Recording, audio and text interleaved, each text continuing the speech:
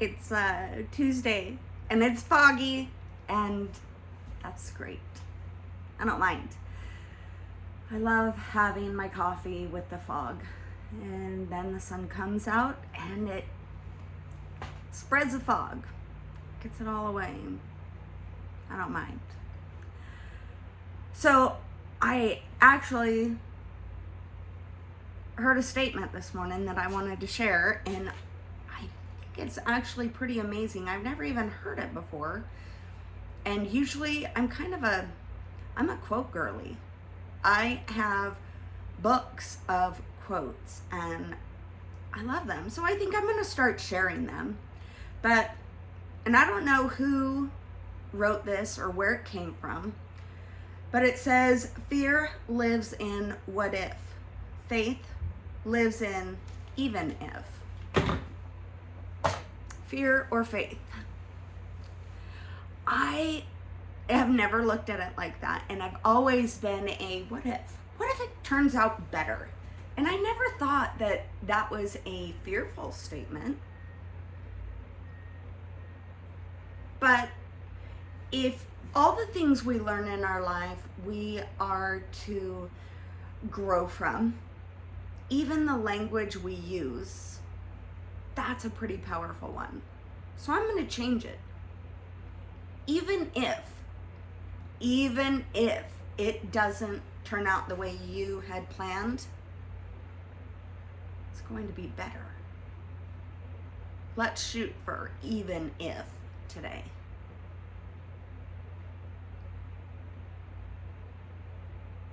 It's going to take a minute for it to grow on me, I think. Just because I've always been a what if? What if? What if it turns out better than planned? And I think I might have to move this because the light is gonna... There, that's better. So yeah, even if it doesn't turn out the way you had anticipated, it's going to be better. Even if. Because our plans are minuscule compared to the grand scheme. And we tend to only stay within the box of our own understanding of where we're at. But our box of understanding is so small in the vast comparison of what it is, what it actually is. We aim so small, and we think that small is shooting for the moon, when in reality, is it really shooting for the moon? Are you really burning your boat? Are you really going all in? I know one of the times that I went all in, that I burned my boat, I sold darn near everything I had and moved to another state with my 3 kids. Big, bold adjustment, culture-wise, everything, all of it. It was huge. Sorry, I've got to keep an eye on the time because we might have trucks showing up. But it was huge, and I had so many people within the first year that I was planning this trip tell me, yeah, okay, do you think it's really gonna happen? Yes. And I'll tell you what happened and what started that. Not the whole story, but the summer before we left, my son went to his dad's, my daughter went to her dad's, and I went up to Alaska. And when we got back, we sat down and I said, okay, let's talk about our trips. And so we were telling stories of our trips, and I told the kids about Alaska. And different opportunities and things that were available to us. And as we talked, we decided. And it's not like I'm a Fruit Loop here, but my son, 13 years old, major decision there for him. Okay? And it wasn't something that was taken lightly. And I knew this was something that was going to take time. Legal stuff was going to happen. Parenting plans were going to have to be rewritten and so on.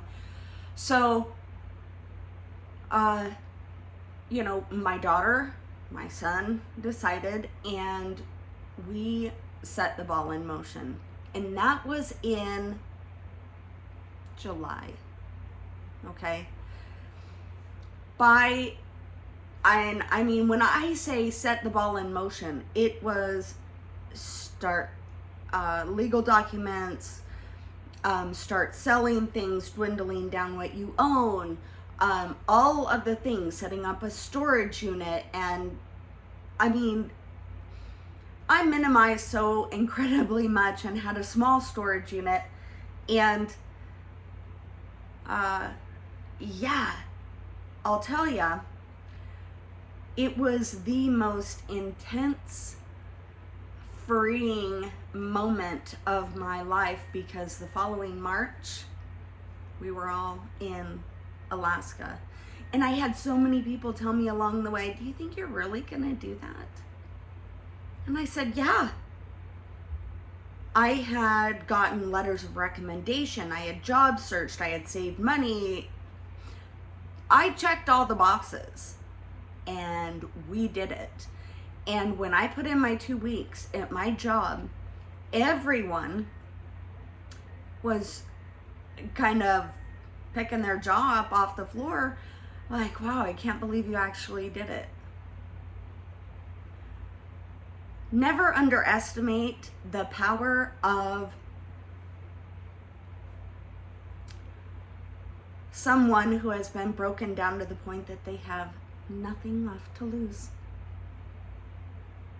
I don't know how many times I've been in that scenario, but I can tell you that that particular decision, moving 2,500 miles away with 6 duffel bags and probably 14 packages of the little tiny packages, because they were flat rate, I just filled them up with my things, and I sent them up before I got there, because my best friend lived up there. So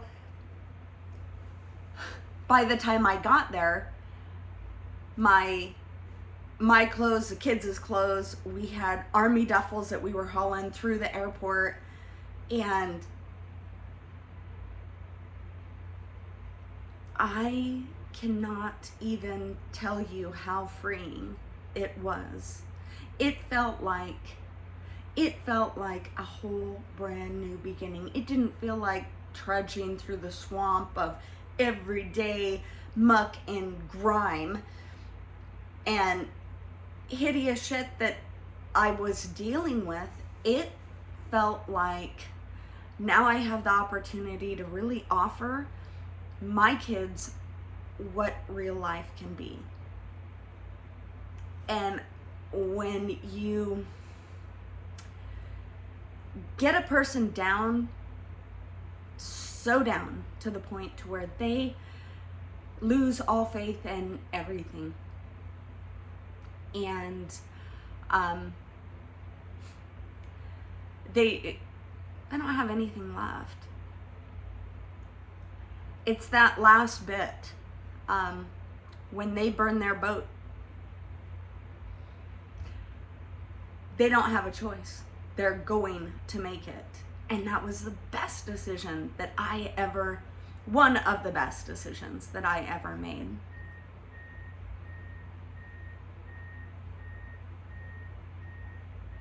So even if that hadn't worked out and we didn't end up going to Alaska, we would have gone somewhere else. But that was exactly where we were supposed to go and when we were supposed to go, because everything fell right into line. And I mean legally, I mean in selling things, lining up a place to live, everything just fell right into place. None of that was forced. Not one bit of it was forced. It was all just so smooth. And it was so incredibly freeing, not only for me, but for my kids.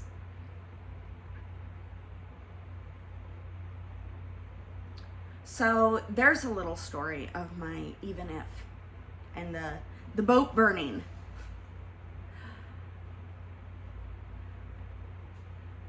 The boat burning kind of comes up in a scenario where you don't have any other options because you have put yourself in a position. And a lot of the times, people will use that scenario when it's going in business, when it's making a move or something strategic, and you burn your boat, meaning you don't have anything else to fall on, so this, whatever you're doing, is going to have to work.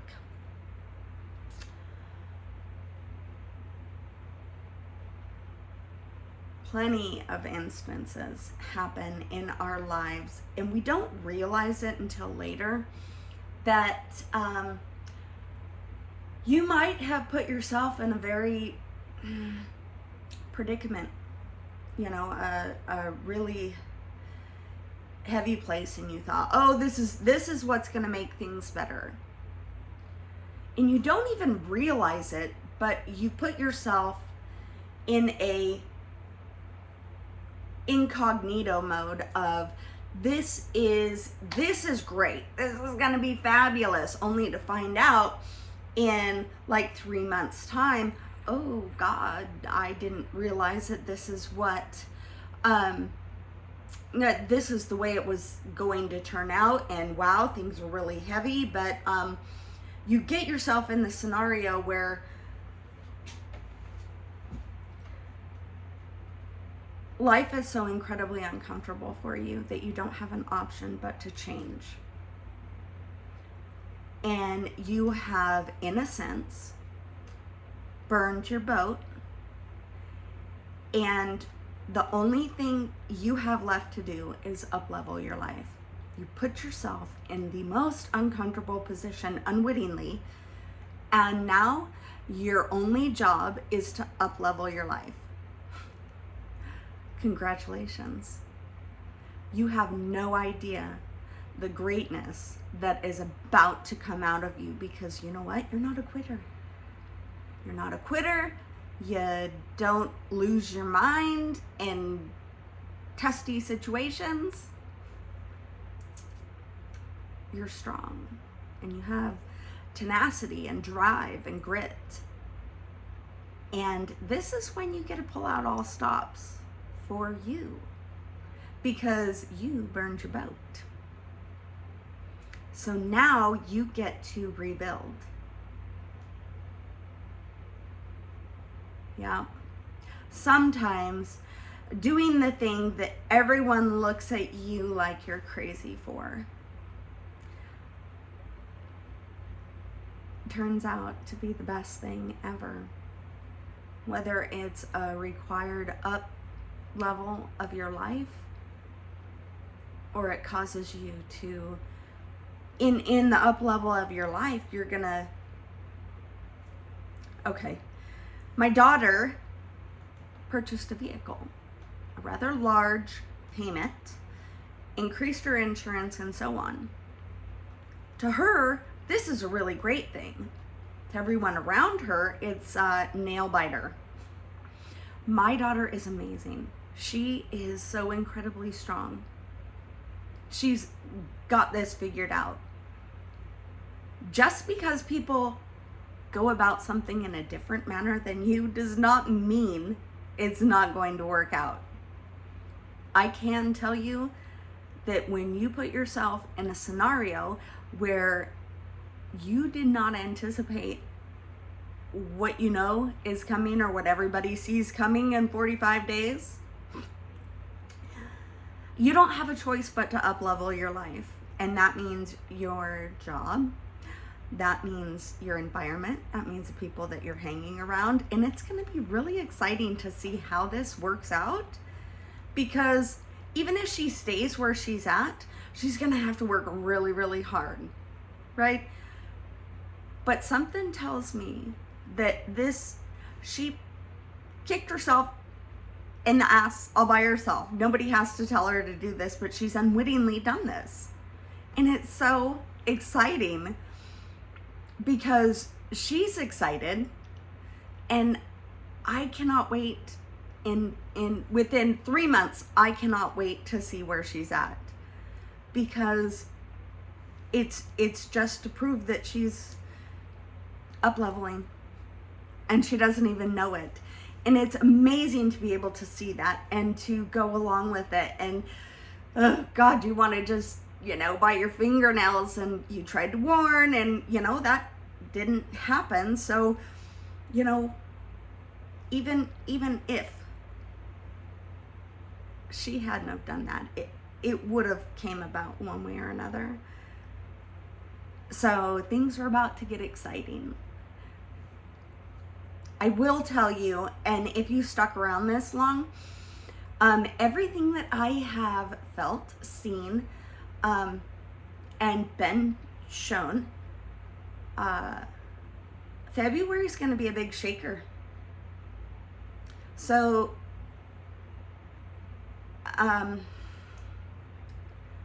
I just want to tell you that make sure you have some water, a way to purify water, stay calm, stay present, and pay attention to what goes on around you, and relax, and know that even if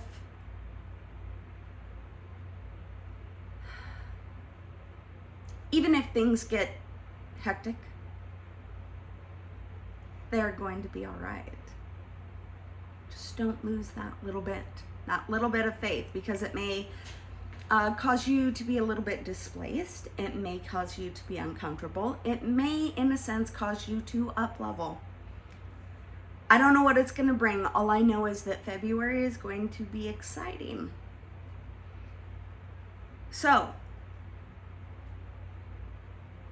sometimes I wonder if what I say on my videos makes sense, because I don't remember what I say after I get off of these and post them. I don't remember what it is entirely that I spoke about, but I hope if you take anything away from this video, that you have everything it takes to do everything you want to do in this life. There is nothing you are not equipped with. It's always going to look different from somebody else, but you have exactly what you need. You always do. You always have. There's nothing you lack. You have it. Even if it doesn't appear so, you do. Don't forget to have some faith in yourself. And if you can't find that, go to the one that, you do have faith in. Ask for help. How do I do this? What does this look like? Give me a hint. Show me a sign. I need to know which route I need to take on this. And then you get to quiet yourself, and you'll be shown. They'll show you. God will show you.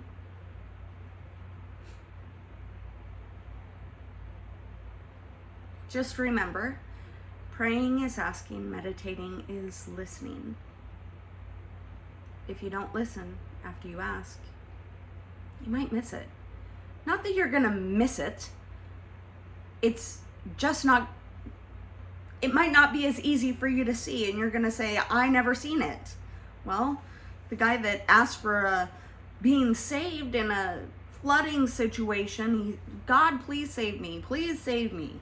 Well, pastor came by with a boat, said, hey, why don't you jump out of your tree and get in the boat? Nope, God's going to save me. All right. Took off. Another guy shows up. Hey, you need help. I'm here to save you.